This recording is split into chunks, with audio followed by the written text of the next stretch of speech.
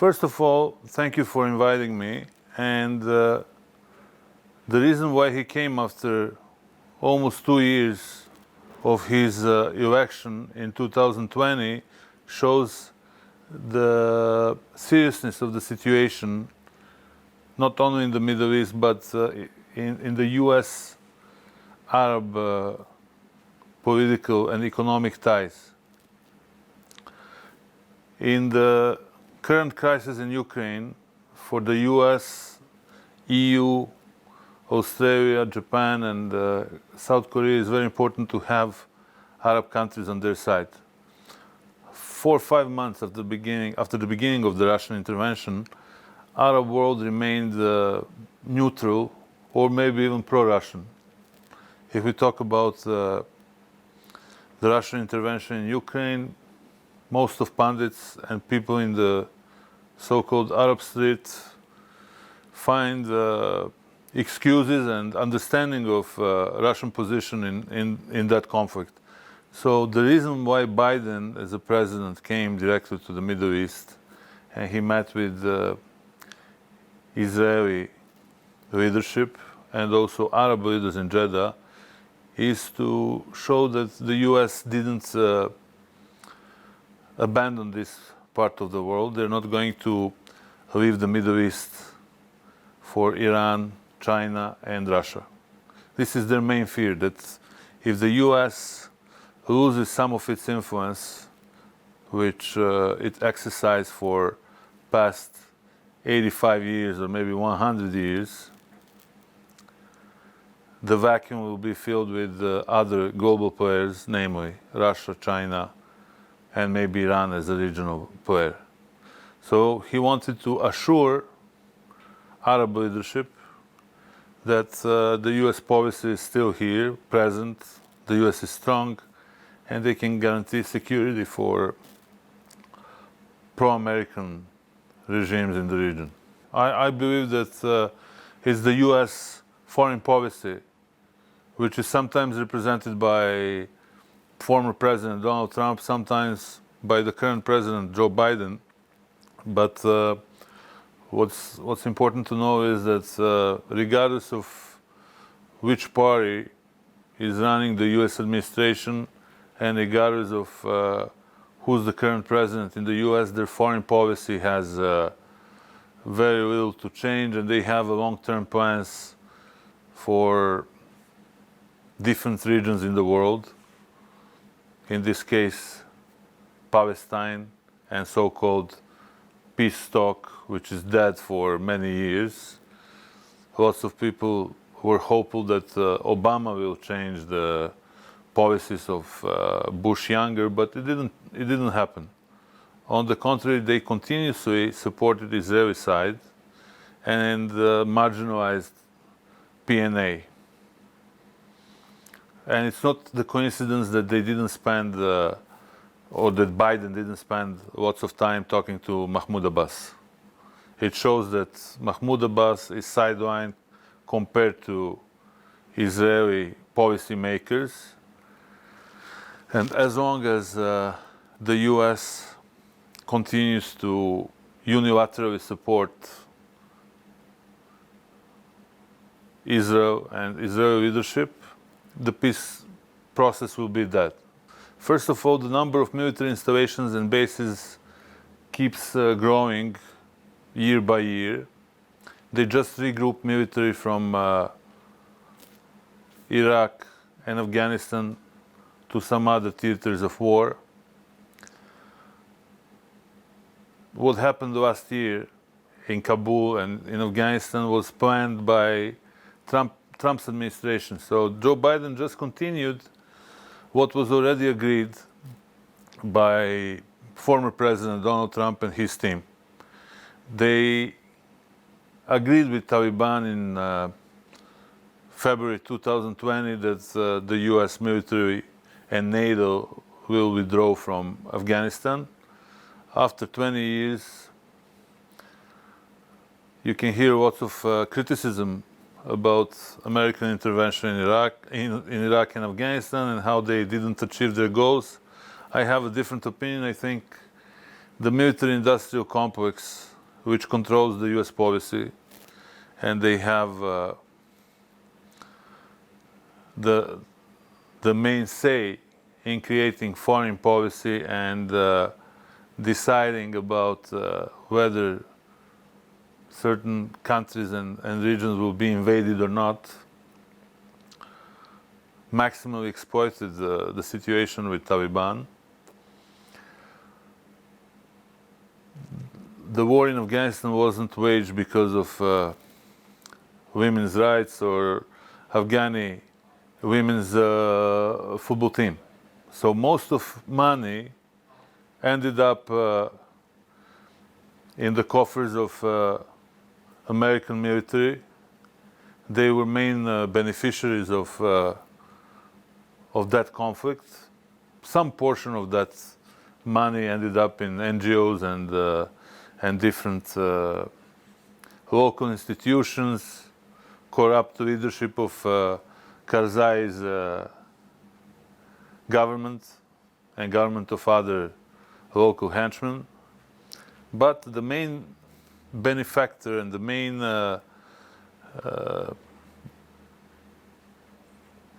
force that benefited from the war in Afghanistan was the military-industrial complex. And of course, they regroup their military and they deploy and redeploy troops in Afghanistan or in Iraq. They already deployed troops from Iraq a couple of times, and they returned them in 2014 when when Daesh was expanding. So even during Obama's first term, they officially withdrew from Iraq. And after a couple of years, due to Islamic insurgency and strengthening of Daesh, they came back. So at the moment they are outside of Afghanistan, but we don't know.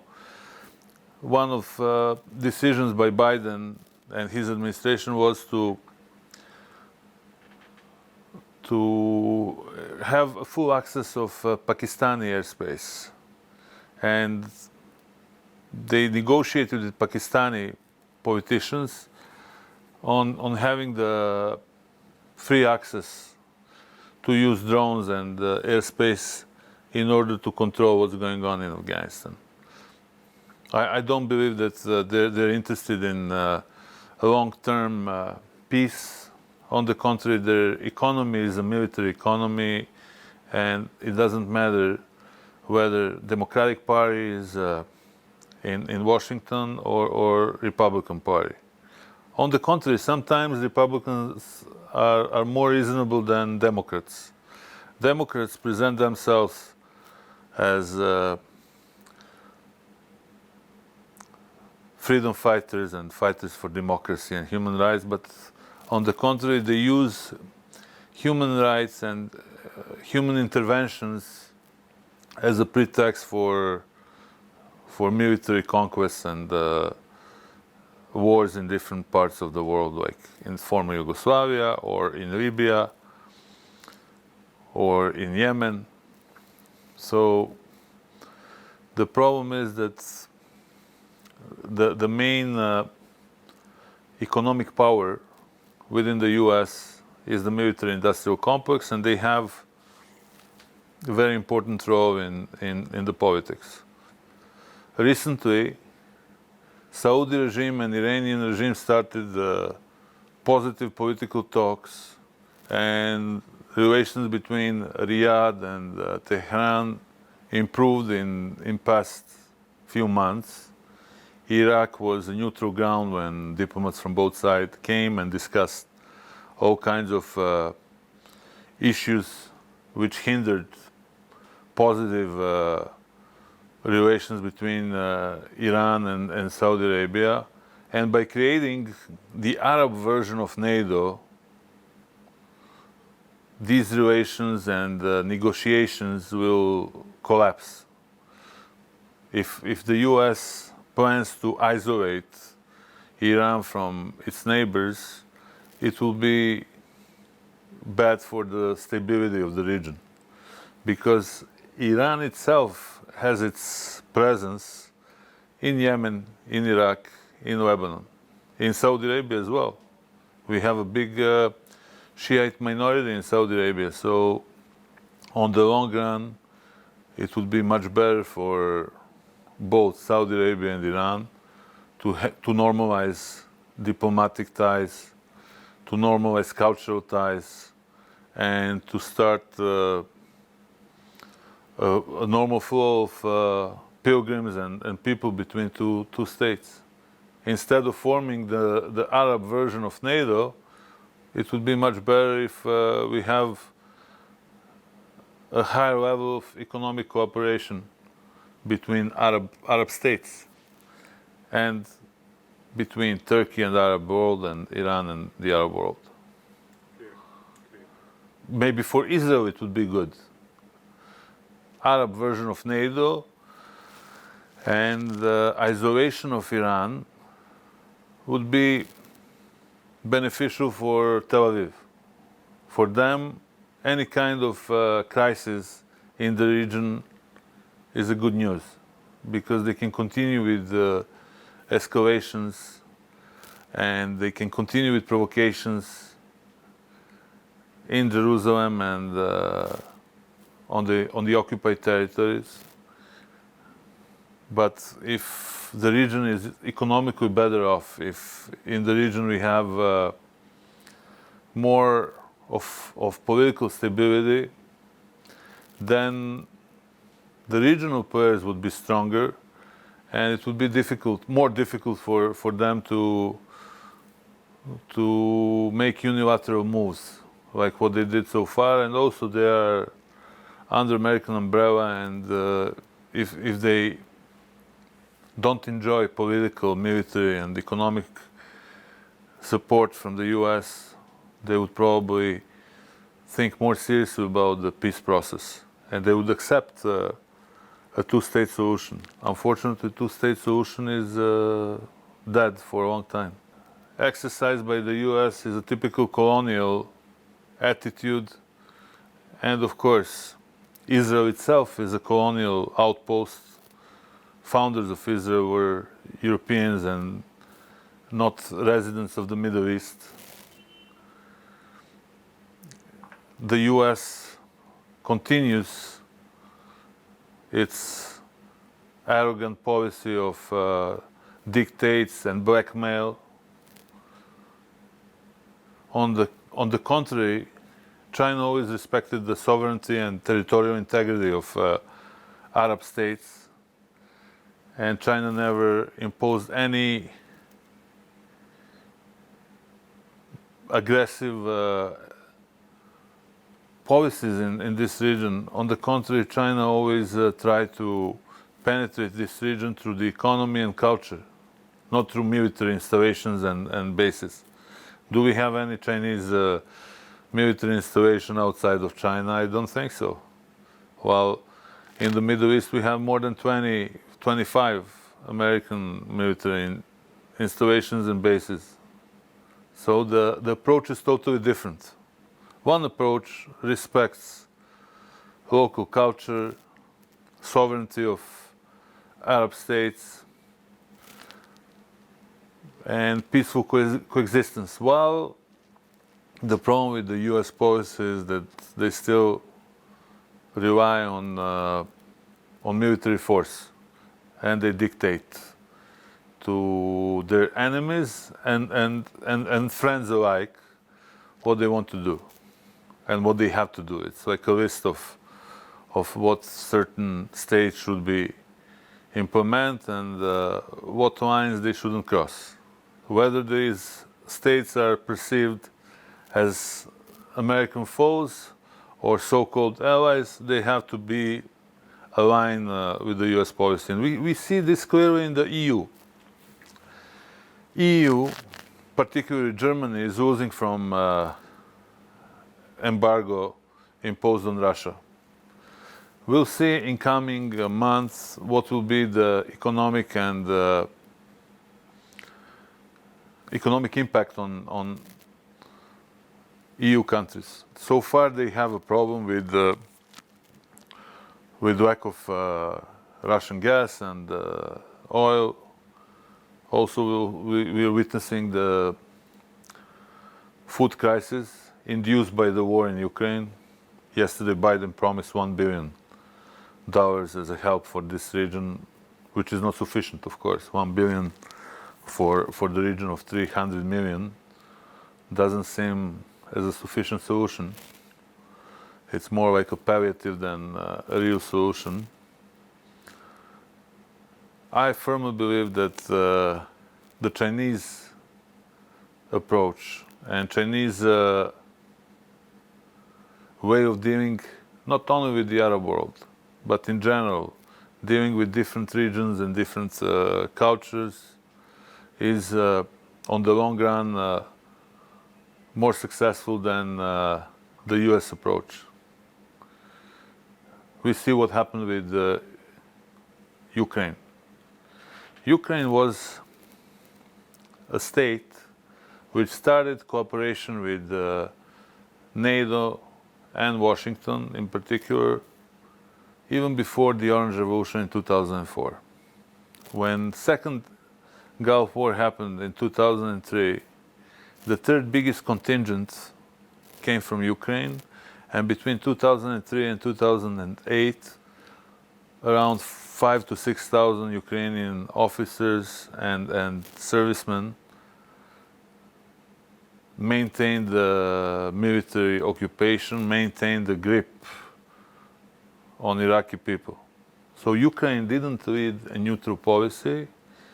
Ukraine was warned a long time ago, and even American pundits like former Secretary of State Henry Kissinger and different scholars like Mearsheimer and Cohen and Friedman warned the US and NATO that NATO expansion on East will cause reaction from Moscow and will cause a military conflict. But they didn't listen. Even in the 90s, when countries like Poland, Estonia, Latvia, and Lithuania weren't in NATO, Hungary wasn't in NATO at that time, they were warned that expanding towards East will cause a problem and security concerns by Russia. And for Russians, now we're talking, of course, about something else, but it's also interrelated. For Russia, Finland and Sweden in NATO are not the same thing as Ukraine being in NATO. Relations between Ukraine and Russia and Belarus are like relations between Egypt, Jordan, Syria, Palestine, Saudi Arabia. We are talking about same people, same culture, some would say same language or same ethnic group. But definitely we have lots of Ukrainians living in Russia, lots of Russians living in Ukraine, and they were autochthonous population on these territories for thousands of years. Same as Chechens or Circassians in Caucasus. They didn't come in 1945 or Stalin didn't populate them in 1930s like some Westerners think. So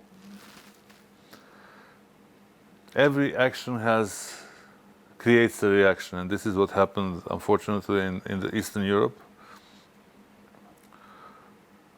Here in the Middle East, we hope that China will continue to boost economic ties with this region, and also cultural ties and political ties, why not?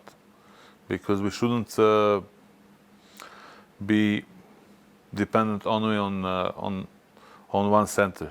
And what I find as a positive thing is that the Arab world so far didn't succumb to American pressure to impose embargo on Russian goods. The conflict in Ukraine is a conflict between two states, or let's say Russia and NATO. And it doesn't concern Arab world. That's my opinion. Arab world should stay neutral in the conflict between Washington, Moscow, EU, Moscow, NATO, Moscow, Ukraine, Moscow. So I don't think that we should follow the American dictates in this regard. We should be open to all sides, and we should follow what's in our interest.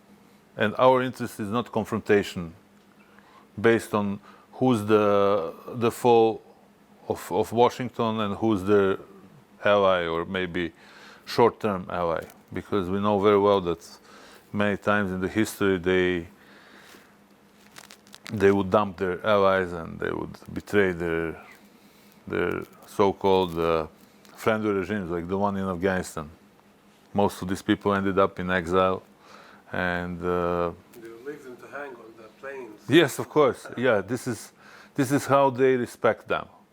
If they wanted to organize an evacuation, they could have done that in a normal way, but they deliberately did that. They organized this type of runaway on purpose, because they're very arrogant, very cocky. They think they can do whatever they want and go through this.